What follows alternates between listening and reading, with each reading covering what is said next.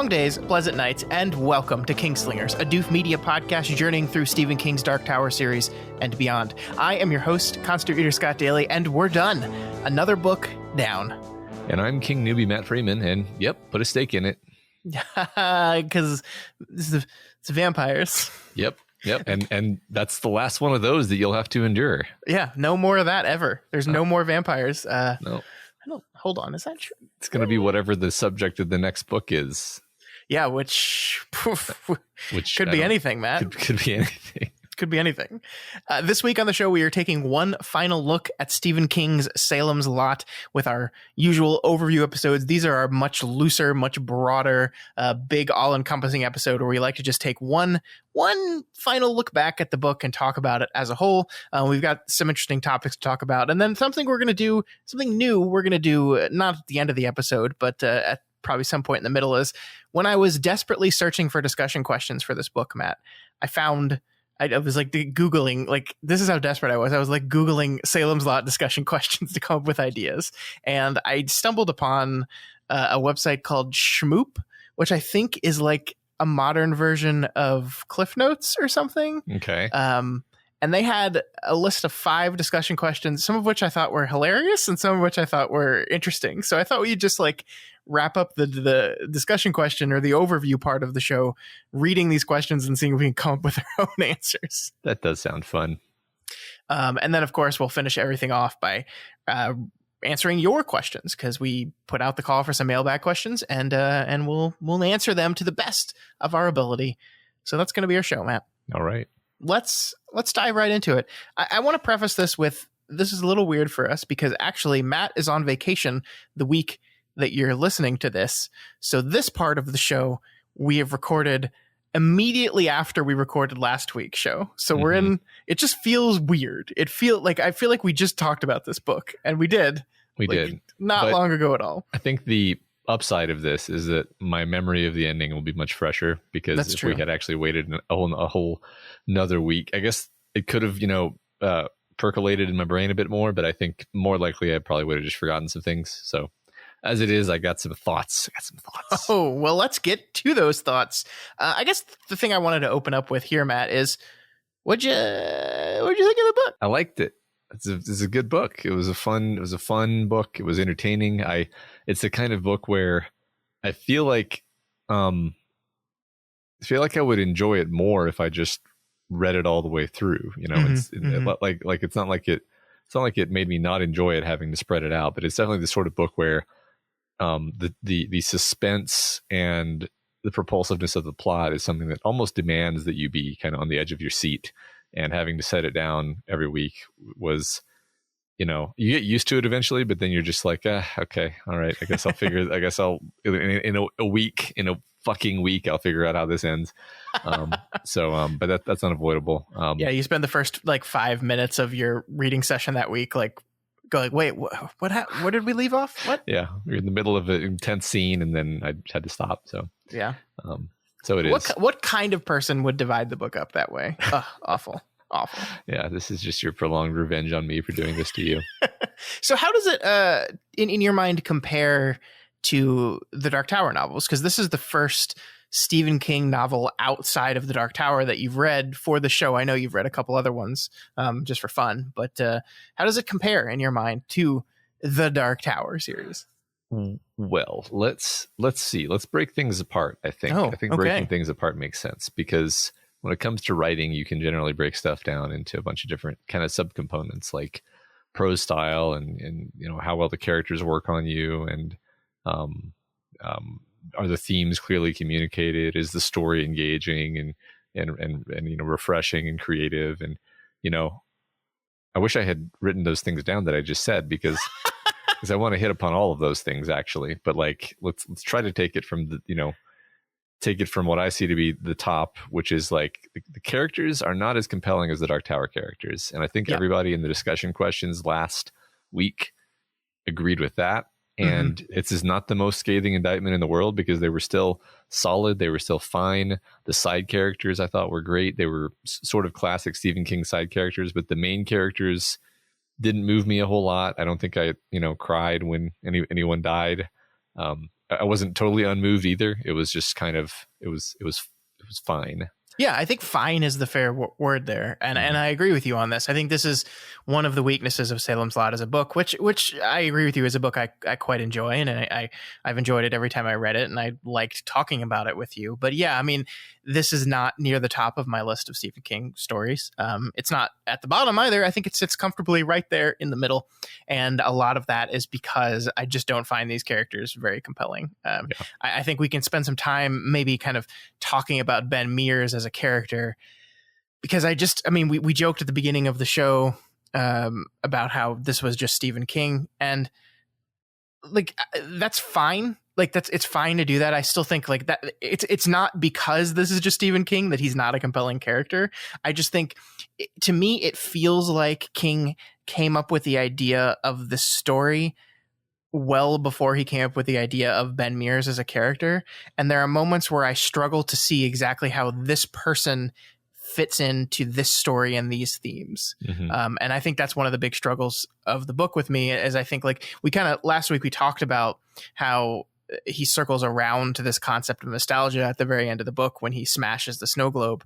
And I think that's a really great moment, but it's the very end of a book that I feel like a better version of the story, Ben Mears' personal internal conflict, is much more mirrored to the external conflict of the book.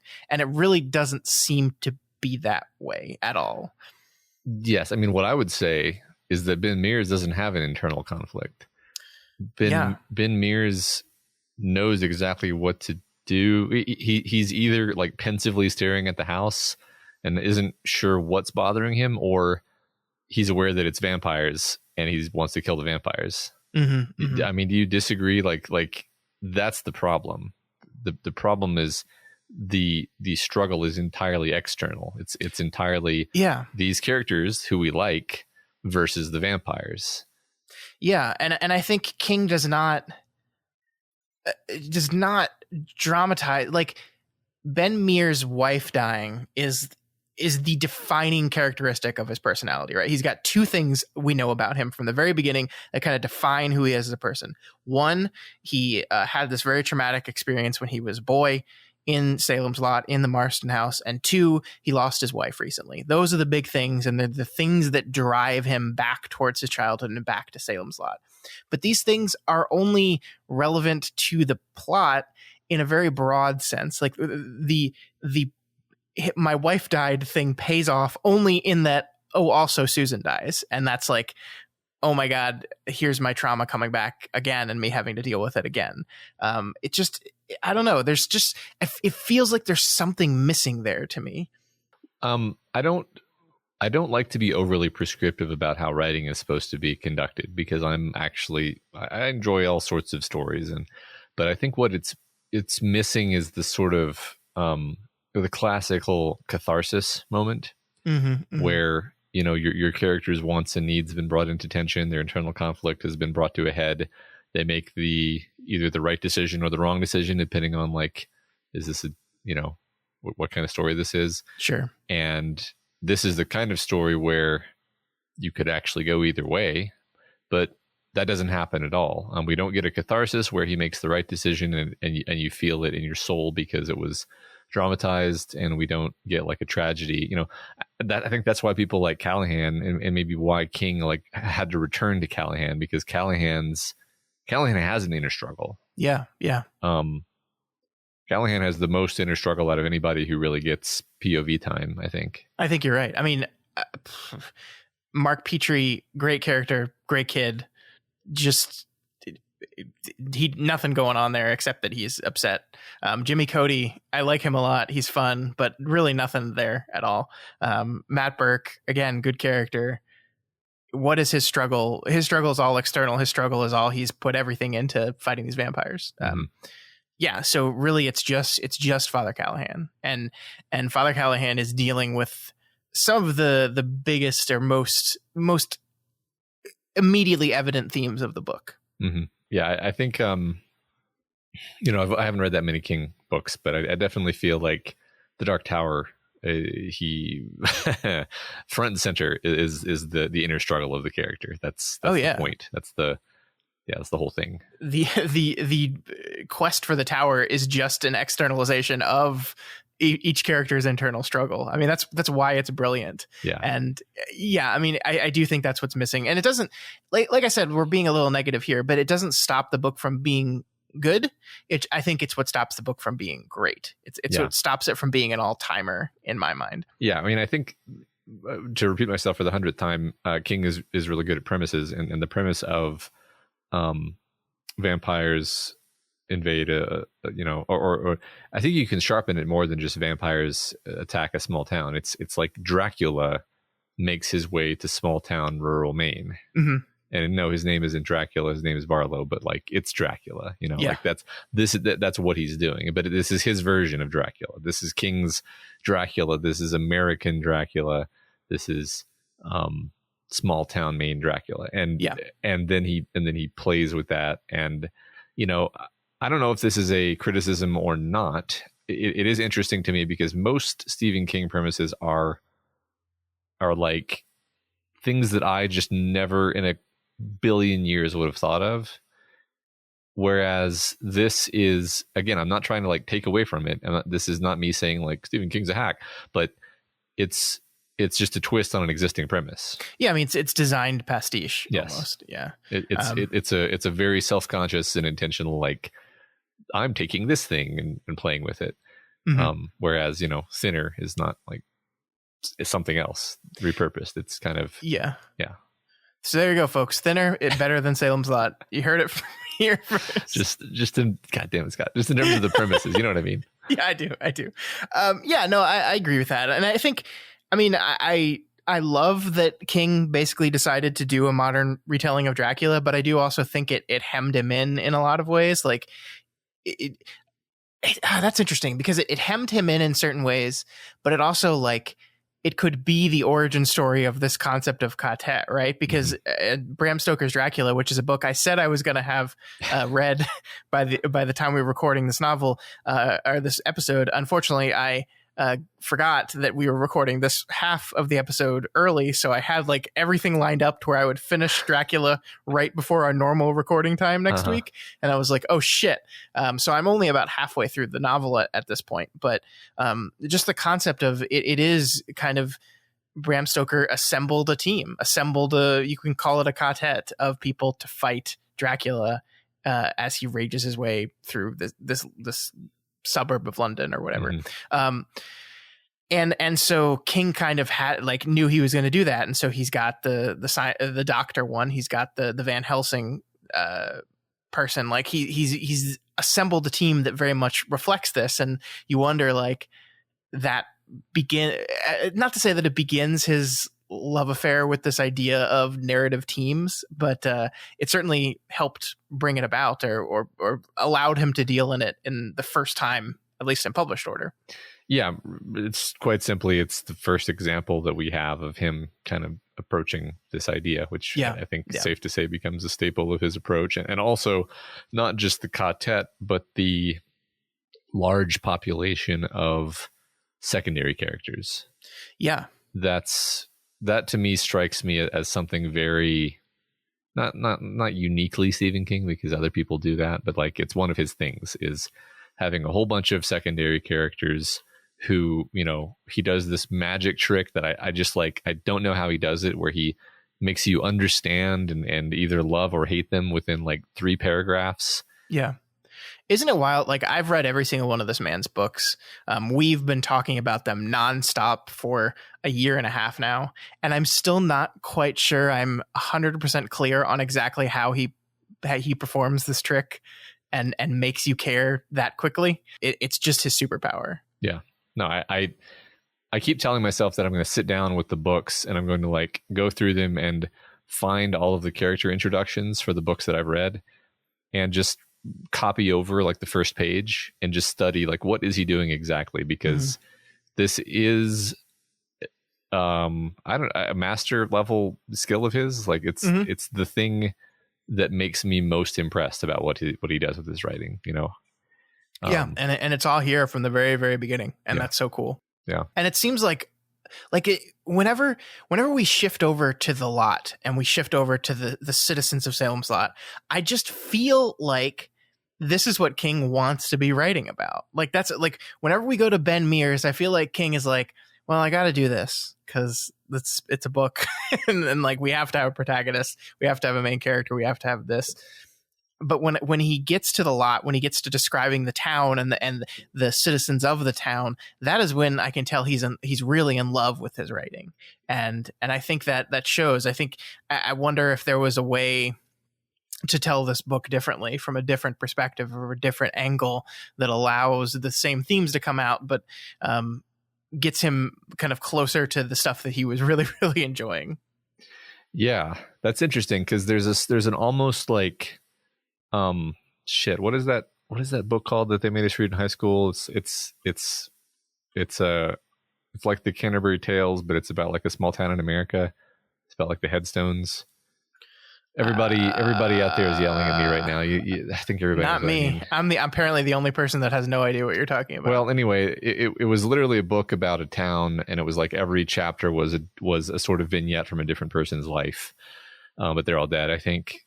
And there's no plot other than the fact that you can trace certain plot threads between characters as you're like, oh, that was his wife, and this was actually what was going on with her. There is no Ben Mears. It's all just the narrative weaving between the stories of these people. Mm-hmm. God, it's like on the tip of my tongue. Whatever.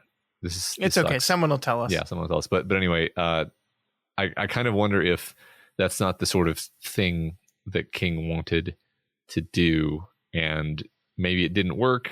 Maybe he didn't even try because he didn't think it would work, and he realized he needed there to be a protagonist. I don't know, but in any case, sometimes it feels like that. Sometimes it feels like he's trying to do this thing where it's like, Hyperion, a science fiction book that we read, is another example of this sort of thing where it's a bunch of characters' stories weaved together, but there kind of is not a main story. Of course, this book does have a main story. I realize that. It's just like what he's trying to do with the town feels a lot like that. Yeah, and I would kind of love a King version of that. And I mean, I guess Needful Things is kind of closer to that than this book is, at least. But I don't know. I think that's great, and that's my favorite parts of the book. Like, my favorite parts of the book don't have Ben or Susan or Mark or Jimmy or Callahan in them. My favorite parts of the book are, stories of Weasel, or the stories, or we learn about the I can't even remember his name now, but the gardener guy who is just thinking about how much he likes his job, and like, I don't know, like, it's just this. It's interesting that he can't quite craft an interesting enough character in Ben Mears, but he can do it for all these throwaway characters. And I guess it's easier because you don't have to have a book long arc for them. You can just define their wants and needs very, very quickly, and you don't have to worry about them that much. It's easier, but it's also really effective. Like, the denizens of this town, we joked about it last week, where everyone answered, my favorite character is the town itself. And we joked about that, but I mean, I think it's the truth. It's the best part of the novel. It's where King really elevates himself and I mean, it has some of the strongest, most beautiful and horrifying writing all mixed in. Yeah, I like that. The book might have been the Spoon River anthology, by the way, but maybe I was thinking about something different. Anyway, okay. Yeah, I agree. I think that one thing that I tend to forget when I'm reading novels, or when I'm trying to write something long, like a novel, is I forget that you can write like a devastating short story in like 5 pages. Yeah. Or less in some cases. And so, like, there's no reason why King can't, deftly craft a character in a few pages and have you really care about them and have you be devastated when they die. He can and does do that. It's just like, it seems magical when you see it in a novel, but I just like to remind myself, like, well, people actually do that all the time in short story format. So it's just, you're kind of not used to seeing it in a novel, because usually novelists are letting their story sprawl, taking advantage of the format.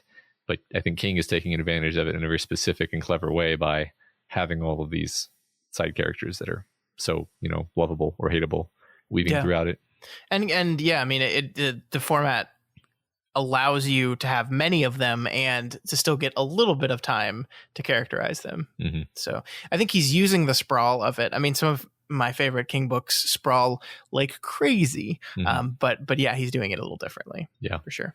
So one thing just on my ad hoc list of bullet points of what a novel is, like, I actually thought that the prose, the writing was great. Like, like, I mean, maybe the Dark Tower, it's better, but I still don't think this is anything but great. Like, I loved so many, every time you would, read a paragraph of text from the book, I would just, be swept away by it. And I would like always find something to pick out of it. Because he was, he's always doing something interesting with it. It's always so, resonant to hear read aloud. I really do think he's a writer who writes with the reading aloud, the sound of the words in his mind.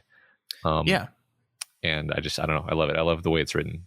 And again, like, the complaints, it's so funny that the complaints we have about this novel are things like, they're obviously very fixable things. And then the core of the book is his prose, which is just incredible. Like, for a man who, I mean, he's written, like, this is a thing we do. Like, it's just only his second published novel, so it's only the second novel he's ever written. It's like, no, that's not really how this works. This is the second novel he wrote that got published. He's written tons and tons and tons of things up until this point, but it's still very early in his career. I think the thing that gets to you most is just how essentially King he is, and how incredibly gifted and talented, and he also worked his ass off to get that talent. Skilled, right? Yeah, skilled is the better word. Yeah, just really good. I think there is a thing. I'm trying to think of how to say this and how to track it, because I think there's obviously a big difference between young King and present day King, and I do think he goes through different periods throughout his career where his writing changes a little bit. He becomes a different person. He changes as a person, and his writing changes. And we kind of got to see it in through the course of the Dark Tower, I think. But also, I think whenever he goes back to the Dark Tower, he's trying to do a very specific thing. He's trying to write a very specific way. I think the cool thing about doing the season 2 stuff is we kind of get to see him without those stipulations, like, see who he is as a writer throughout time. This is a book from the 70s. The next book we're covering, Insomnia, is a book from the 90s. And he's not going to be the same person. And it was interesting to see how that prose style changes over time. I think young King he's got like a manic energy behind a lot of it sometimes. And probably helped a little bit by cocaine. But it's very different. I think Insomnia, I don't want to say too much about this book, but it is a very different book than this one. And it's very different characters in this one. And it's got a very different pacing to it than this. And so I think it's going to be really interesting to kind of pick out those differences as we go through. But no, I totally agree with you. The prose here is just excellent throughout. Like, if I have problems with some characterization and how it doesn't come together in mind, that has nothing to do with the workmanship of the prose itself, which is excellent. Yeah. I mean, I think one thing about successful authors in general is that they get weirder as their careers progress. And I think the reason is actually fairly simple. Usually the reason why their first novel is published is because it's, to some degree, written to be publishable. Sure. This, Salem's Lot is a standard structured novel. Yeah. Nothing like the Dark Tower, for example. Yeah. And you only get the Dark Tower published if you're Stephen fucking King, and you can do whatever you want. And I can think of a lot of other authors that I like where, like, their later work, it's just like, this never would have been published if this was their first novel. And not because it's bad, it's because nobody would know what to do with it, or even like where to put it in a bookstore. It's just this, I'm thinking about Neil Stephenson, who, like, his later books are just like, what? Like, I love it, but it's like, what is this? This is barely a novel.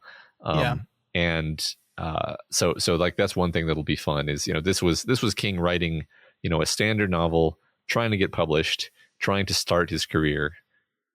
It's good, it's just, but later we're going to see him, be more kind of, completely weird, obviously. Yeah. Experiment and push the format. And yeah, I mean, it's so difficult to be able to do that in your first novel. I agree. I mean, if you look at just like the plot of this book, it is very standard. It's like vampires come to a small town, a group of people assemble to defeat them. The end. That's it.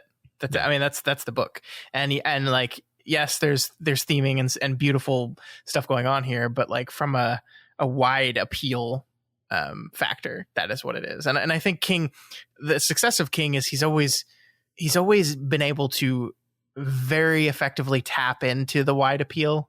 I think he understands people and he understands what people want out of stories, and he's really able to effectively tap into those. And I think he is more and less concerned with that at different times based on what he's trying to do. I think when he gets really experimental, the books are always still entertaining, but like, I think this is a great example because Lisi's story he's said one of his favorite novels. That is it's a strange book.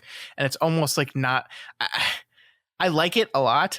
I have trouble saying like this is a book meant for people to fall in love with. Like this, you're gonna see it in an airport and want to read this one as compared to like Salem's Lot or The Stand or The Shining. Like these are like archetypal core horror experiences of our lives versus a very complex rumination on grief and marriage and a bunch of other stuff. It's just like different stuff. And I think he understands that, and he's able to tap into that really effectively. And Salem's Lot is absolutely that book. Yeah. You're right.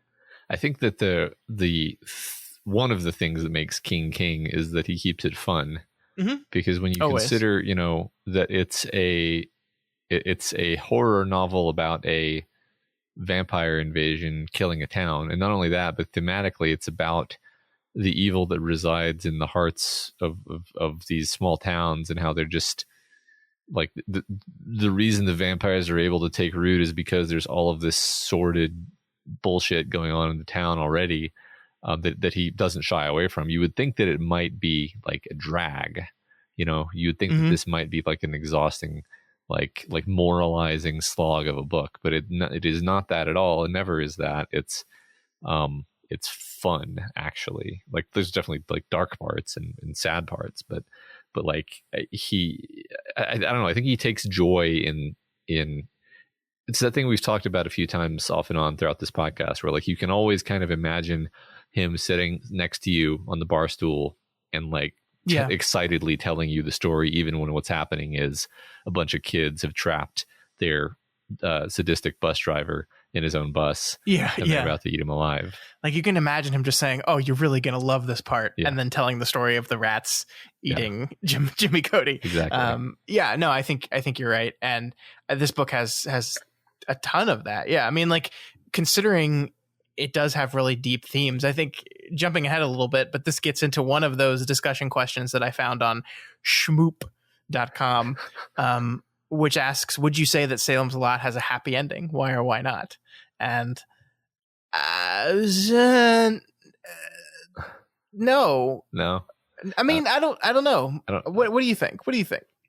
I wouldn't say it has a happy ending, because like everybody except two people that we care about die. Sure.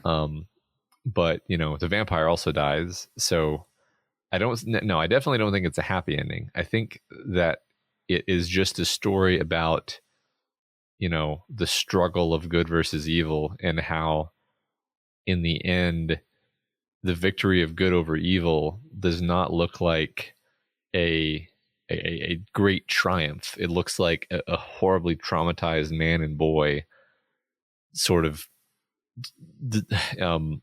trudging to a place where they start a fire and being like, all right, I guess, and then we have more work to do, and then they get to work, right? I think there is hope in the fact that they're doing that work, and that's the only reason why I hesitated on just outright saying no, is because I do think there's like, we're meant to leave this with like, yes, they've been through this terrible experience, but they've come back now to finish the job, and they will finish the job or die trying. Yeah. And there's hope in that. But yeah, I mean, it's not like you're gonna like, I feel good about the world after reading this book. I'd say hopeful ending, yes. Happy ending, no. Mm-hmm. Yeah, I mean, I think I really think it's pretty clearly like what the theme is expressed very clearly through Callahan's character is, in order to fight capital E evil, you have to fight lowercase e evil. Yeah. You have to do the work. You have to show up. You have to put yourself at risk, and it's not glamorous, and it's not exciting, and maybe it actually actively sucks. But if you don't do that, then the little evil grows into the big evil. Sure. So that, like you said, hopeful, melancholy, not happy, but not, it's sort of tragic in that the town dies, but for some reason I don't feel too bad about that. Yeah, I mean, it wasn't a great town to begin with. Yeah. Yeah, fuck that town.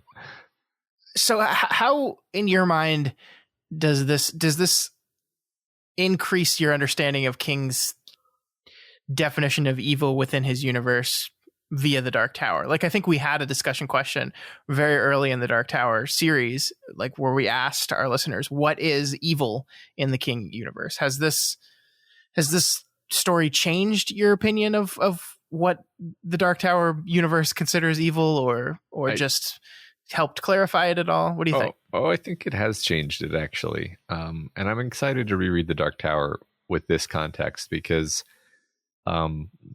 we talked about, I remember we specifically would talk about like the idea that there's this sort of dichotomy between banal evil and cosmic evil. And this book is pretty clearly saying, no, there's not. There's banal evil, which if left unchecked and uncontested, just kind of grows and becomes something much, much worse. Yeah.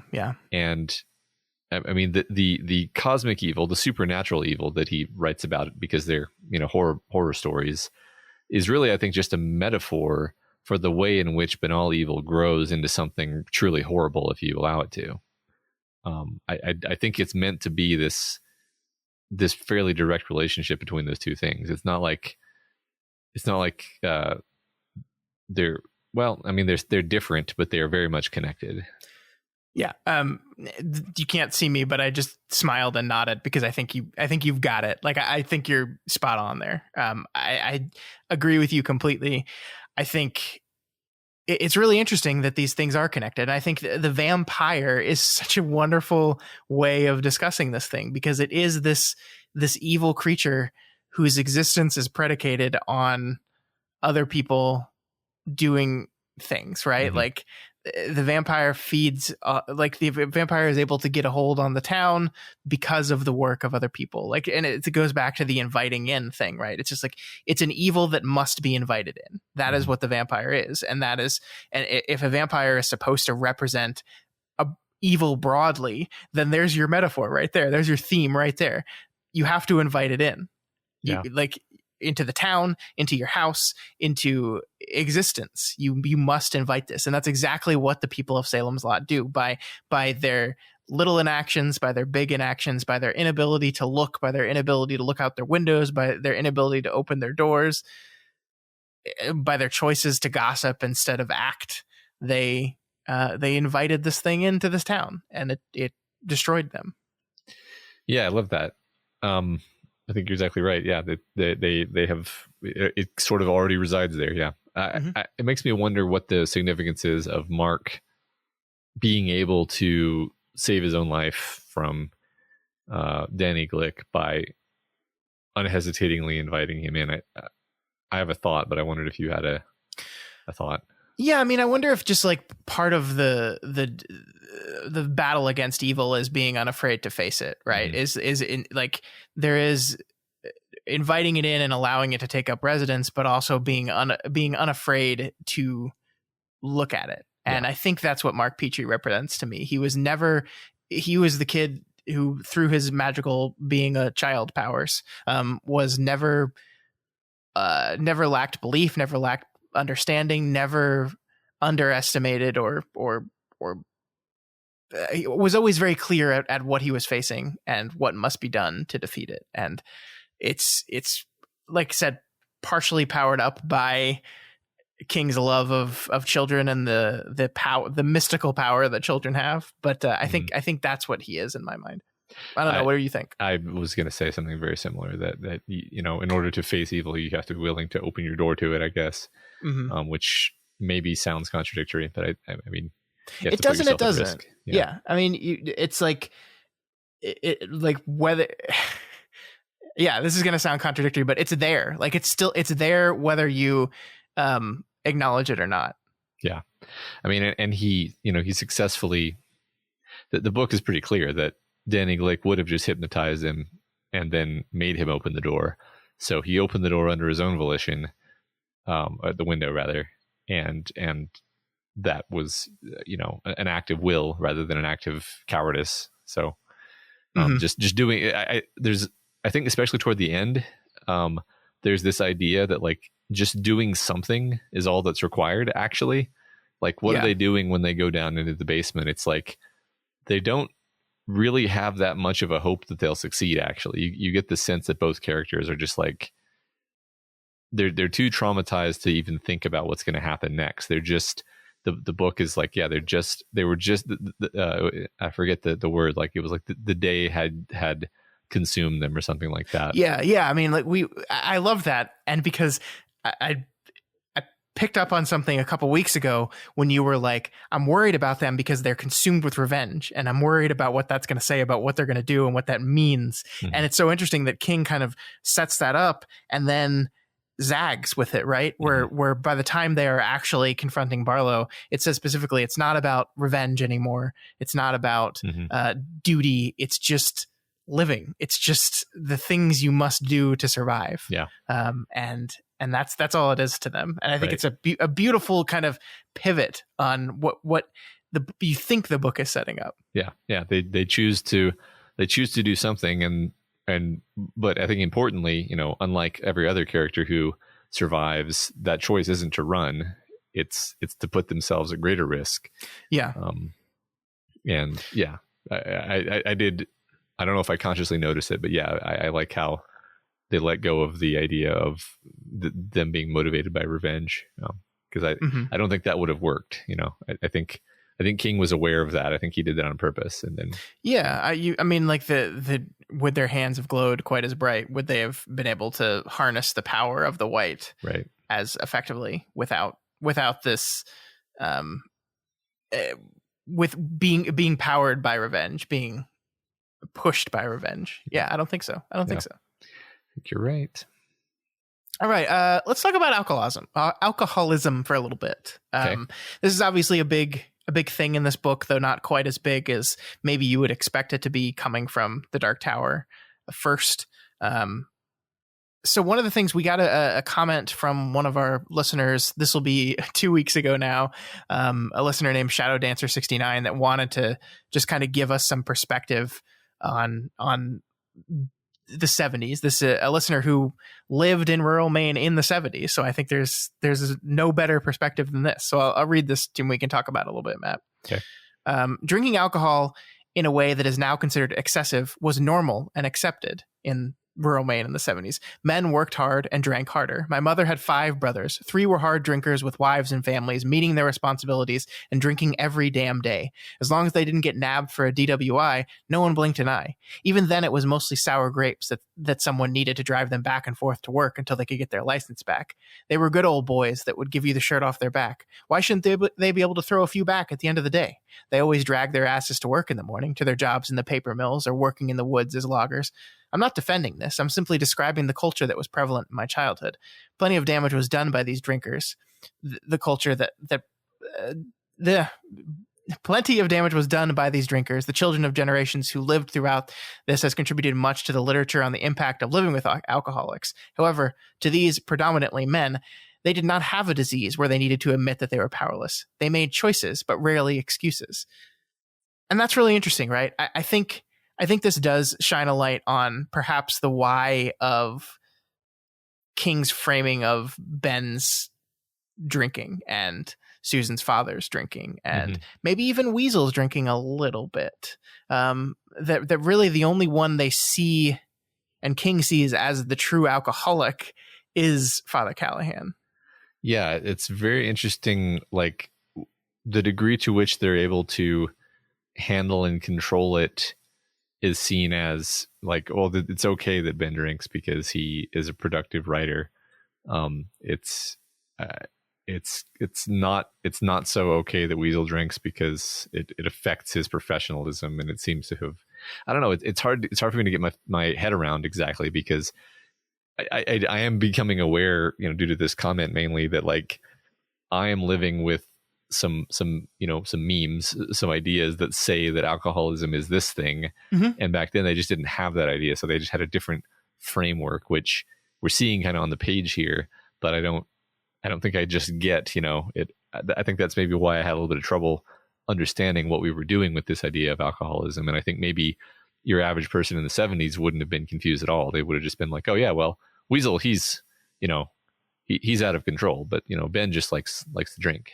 Yeah, I mean, if I'm being honest with you, the first time you came to the show and said, well, Ben clearly has a drinking problem, I was like, huh.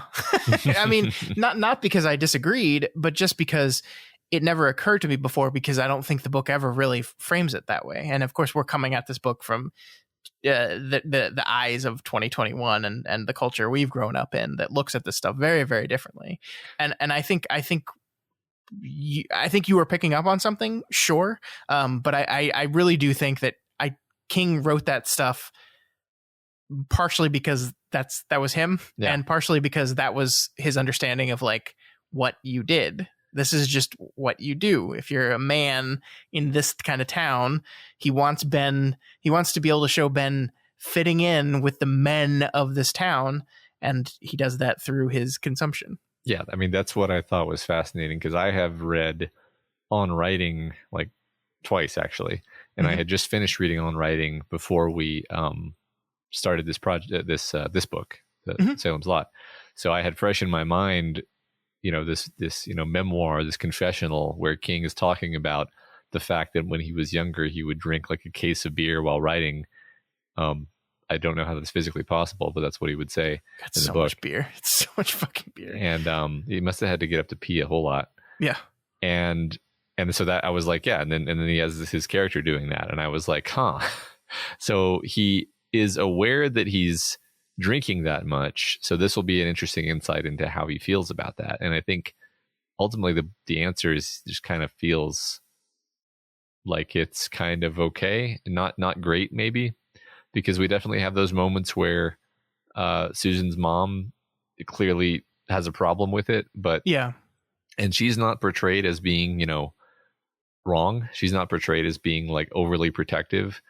It's like, yeah, I can, you can sort of see King's perspective is like, I can see why a mom would not want her son to shack up with a guy who loves the bottle as much as this character does. And maybe even there's some level of him feeling guilty about the way that he's behaved in his marriage. I don't know. Kind of seems like it to me, honestly. But I don't know. I really appreciate this comment though, because I like the phrase that there were, sorry, I'm trying to find, they made choices but rarely excuses. It's like Ben is just like choosing to drink and he's not going to excuse it. He's just going to do it. Yeah. I mean, I hate to psychoanalyze too much, right? We're not professionals at that at all.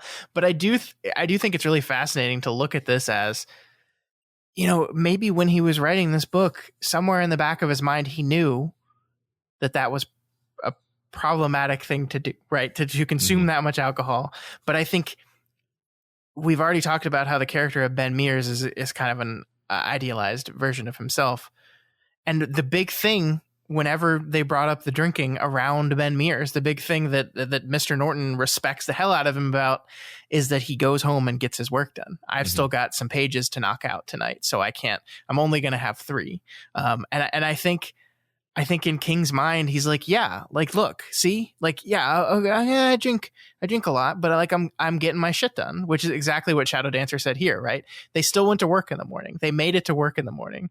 They were drinking themselves to death, but they were still fulfilling their responsibilities. And so it's okay. And I think that was what's going through his head a lot too. It's okay because I'm still finishing my books. I'm getting my work done. So it's okay. Mm-hmm.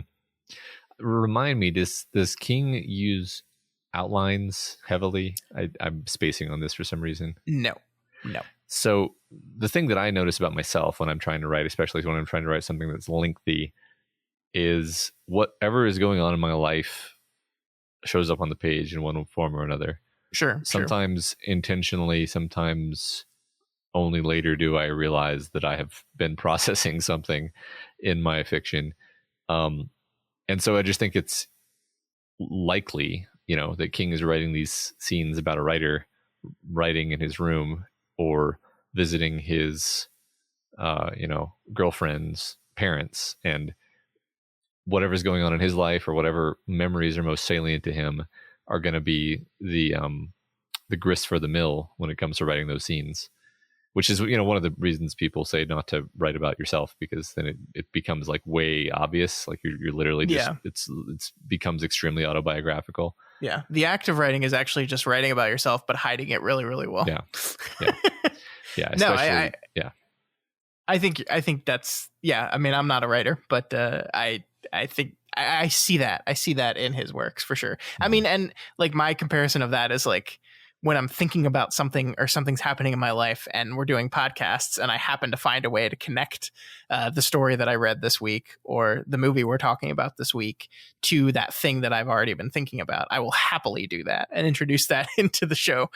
Sometimes it connects better than others, but I think that's just the way I work. So I can see that when you're crafting fiction, there's a tendency to do that too, for sure. Mm-hmm.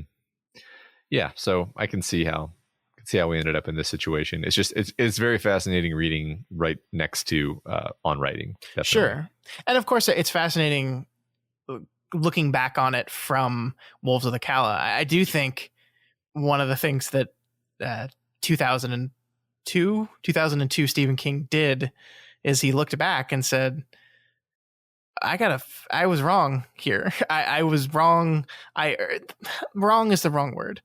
I did not understand myself and I did not understand this thing enough yet. And I have to return to that. And it's interesting that he chose to return to that through Callahan, not Ben. I mean, there's lots of reasons for that. I think that the idea of faith was a lot more prevalent in Callahan as well. And so he wanted to kind of talk about that and the drinking at the same time. But also I think we talked about this in the chapter, but Callahan is King's understanding of what alcoholism is in the 70s. And so he got the opportunity to kind of update that and say, no, let's really dive into this because it's a lot more complicated than I made it in my original book, which was just like, oh, I just drink a lot at the end. I don't know. I find that really fascinating. Yeah, I do too. I mean, I wonder what role. Now I'm going full psychoanalysis here.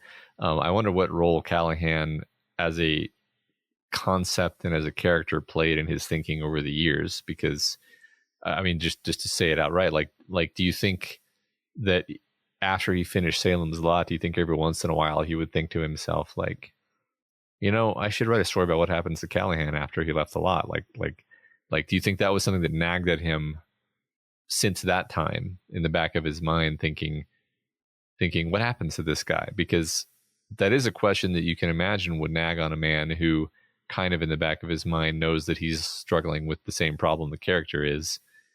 And maybe he even had, I'm totally making this up now, but like maybe at some point there, he had the idea that he was going to write like a sequel to Salem's Lot that was about Father Callahan specifically. Mm-hmm. And then at some point when writing The Dark Tower, he realized there was an opportunity to fit in Callahan's story there and was like, okay, now I've processed it. I just wonder, I guess, just to put a bow on what I'm trying to say here, like I wonder how much of his processing actually had to do with this character of Father Callahan, or is that something that I'm completely projecting? Yeah, I don't have an answer for you there. Well, Stephen, we'll get him on the show. Send him an email. Yeah. Yeah. Anything else you wanted to touch about the alcoholism and the drinking themes around the story? I think we covered it pretty well. Yeah, I think we covered it pretty well. All right. So let's talk about some of our other questions, Matt. So we got these fun. I'm enjoying saying the word schmoop, so I'm going to keep saying schmoop. We had like Cliff Notes and Spark Notes. The kids today have schmoop. The difference is schmoop appears to be free, which is different than. Yeah, that's interesting. I always had this paranoia that I would be like caught. Like I never got any of the Cliff Notes because I was like, what if someone sees me with the Cliff Notes, and then I'll, they'll know that I'm a fraud. This is like this is what's wrong with the entire education system right there. The point of a Cliff Notes is to help your understanding of the story. Like you were just doing work. You were just doing extra work, and you were made to feel guilty about it. No, you're just supposed to know, Scott. You're just supposed to read it and just know what all the themes were. Yeah. And yeah. Yep. fucking English class. English class frustrated me so much. Oh, for sure. For sure. I mean, as much as it's funny how much I love doing this. I never would have guessed that this is what I would do as my hobby, based on how little I enjoyed it back in high school. Yeah, I mean, I loved reading the books and I loved talking about the books, but I didn't love the structured way we had to talk about the books in class, for sure. Yeah. It's exhausting. Like I tested this because I had to we had to read The Count of Monte Cristo, and it's the only book in my entire career, my entire school life, that I didn't finish the book before the test. But I was like, I don't know. I think I can fake it. Like, I remember we were going to my grandfather's and I was like, I'm good. I'll have the 4-hour car ride to and from, and I'll just read the book the whole time and I'll finish it and I'll be good. And of course that did not happen. I like fell asleep in the car. And so I was like, shit, I'm screwed. Nah, I'll see what I can do. And I aced it because it's like, I think one of them was like the essay question on the test was like designed to be a very specific thing. Like it's designed to have one right answer. Like talk about I forget what it was. This is a total tangent, but it was like talk about an object within the novel and talk about what it symbolizes. And like it's so obviously connected. Like you're supposed to pick like the red velvet purse or something. If anyone's read Count of Monte Cristo, like that's the way the teacher wrote it. And so like I had read just enough of the book to go, oh well, clearly it's the velvet purse. And so I just wrote about that. And like it's rant over, but English class. Sorry if there's any English teachers out there. I know your hands are tied behind your back. My wife's a teacher. I get it. I totally get it. But it's frustrating. Yeah, I mean, it's funny because you said you enjoyed reading the books. I mean, I often didn't even enjoy reading the books, even though they were books that I enjoyed later. I loved them. I loved reading them. But yeah, I was just a bad student, I think. So that's just my fault. I'm just going to kind of take ownership for that element of just not. Okay. Yeah. I'm going to also allow you to take ownership for my faults as well. That's one of us has to do it, I guess. All right, Matt, here's some of these Schmoop questions. I don't understand this one. How would the novel be different if Mark Petrie were a girl? Uh-huh. How? That's it? That's the question. I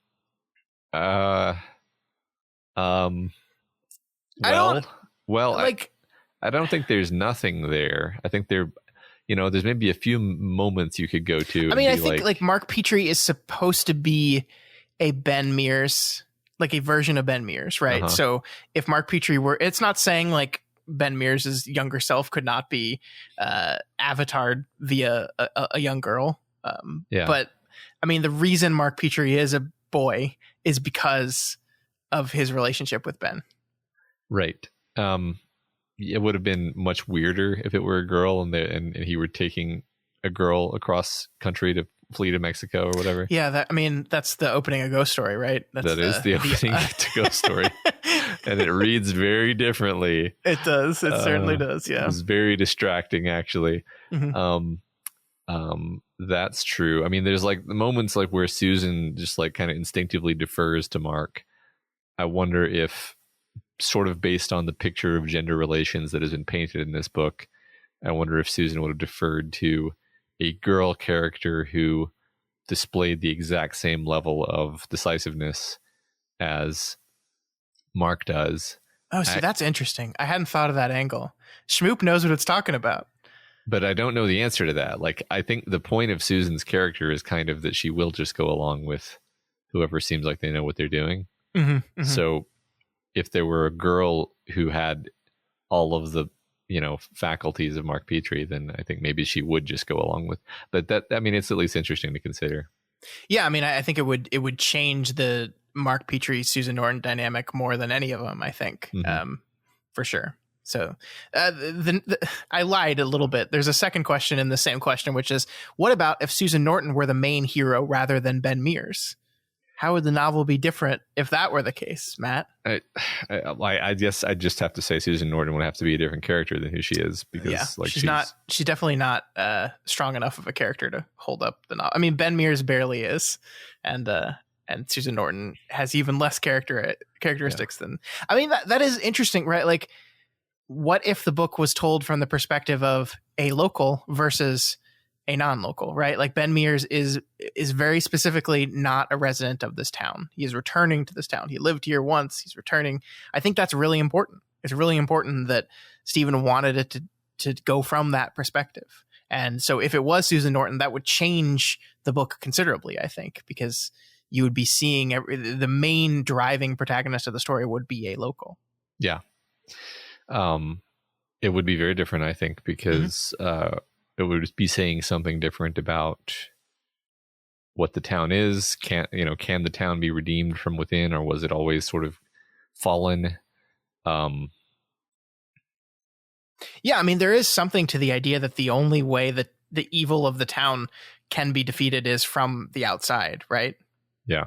Because that's Ben Mears and Mark Petrie, both outsiders. Yeah, and for the third time, the only people who survive are the people who flee, who are cowards, and they fail the town, basically. So it would feel very different if someone within the town stood up to the evil and vanquished it. And because you almost imagine that if that were the case, then it would be a story about them saving the town. You successfully save the town from the invasion of evil, which feels very different than what we got. We got the town not being saved. The town is dead. Yeah. Just the vampire is vanquished and can't go on to consume more towns. Mm-hmm. Yeah, that's interesting, I guess. Yeah. All right. Next question. Could the novel be told in first person rather than third person? Why or why not? No. I agree. No way. No.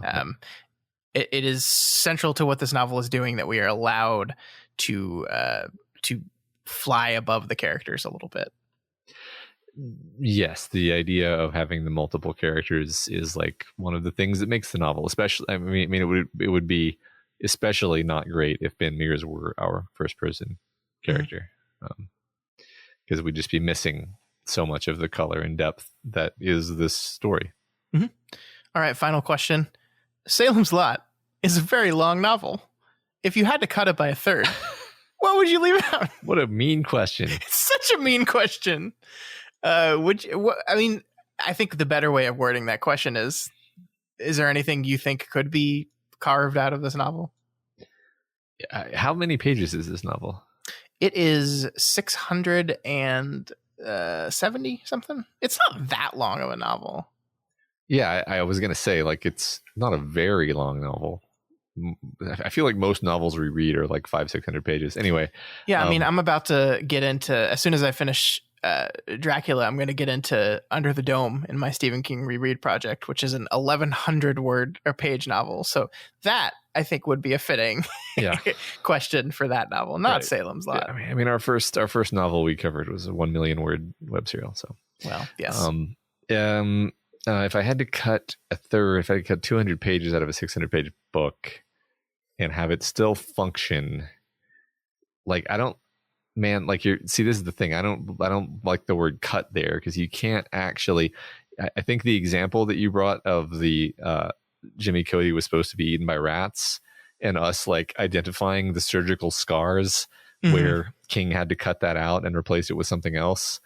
I'm 95% sure that we're exactly right, that like all the stuff that we pointed out was supposed to be foreshadowing, and then it stayed in because why not? That's what happens when you cut stuff out. And so you can't cut a third out of a novel and have it not turn into dog shit. Like this is kind of, this happens and it ruins books. Yeah. So like what, I don't know, man. Like I guess there were certain things that maybe just like didn't work for me so well. Like, I don't know what exactly. Like we spent, if I had to cut something out, okay, fine.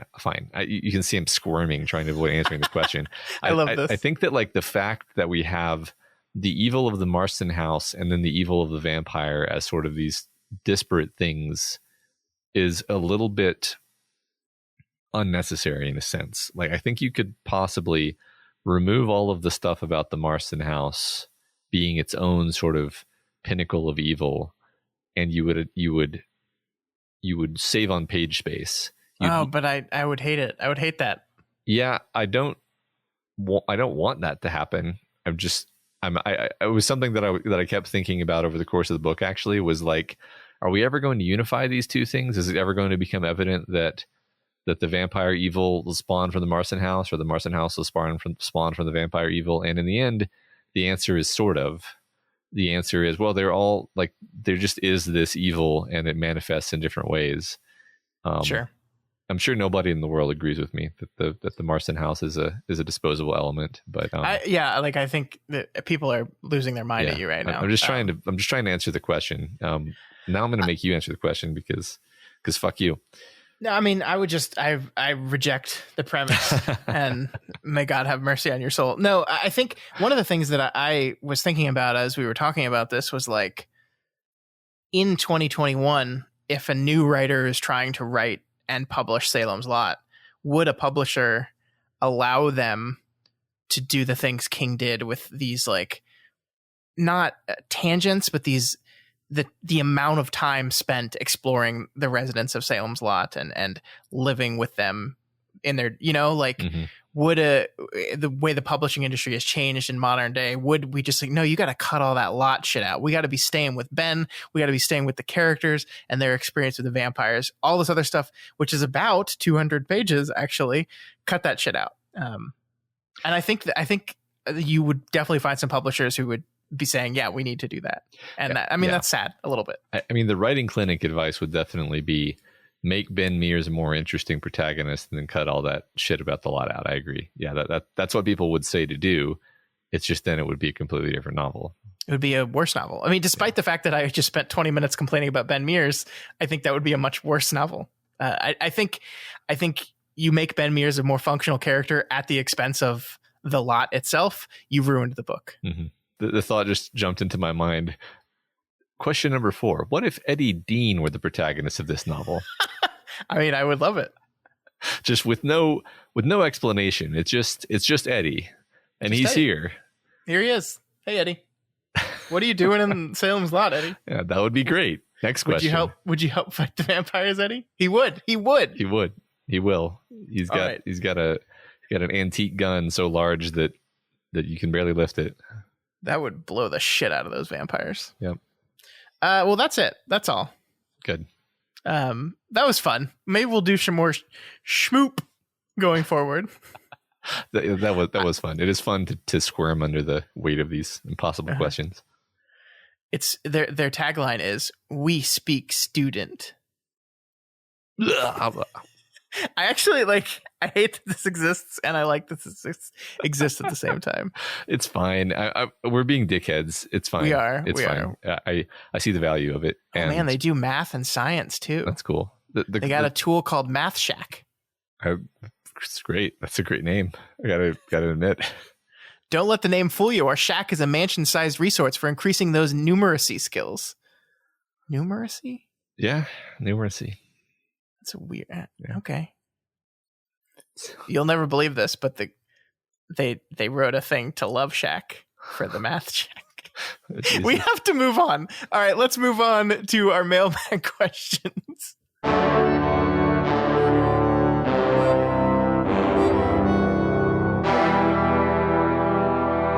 Hey everyone, Scott here. Just a quick note for you. At the very end of this episode, surprise, the episode is over.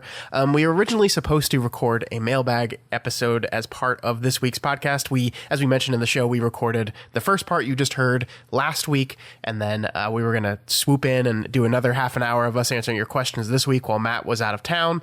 Between him being out of town and me being sick, as you might be able to hear in my voice, that just didn't quite happen. So it was between delaying the episode or just releasing half of it, and we decided to do the second half. So we will not be answering your mailbag questions this week. We will be doing that in next week's episode, which, as we've stated in the past, will be covering the 2 Salem's Lot related short stories, Jerusalem's Lot and One for the Road. Both of those are found in the Night Shift short story collection. Say that 10 times fast. I have heard that there are some weird things on Audible with these. So if you normally listen to the audiobooks for these short stories, Night Shift is not put in Audible normally. It's divided into the sections, and none of the 3 pieces is divided into has the short story One for the Road. So I would suggest trying to find it somewhere else than Audible.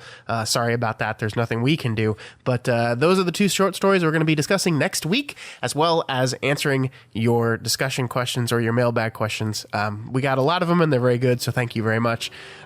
Everything will be back to normal next week. Sorry about this weird schedule change, but I hope you enjoyed the episode, and we'll see you next week. Long days and pleasant nights.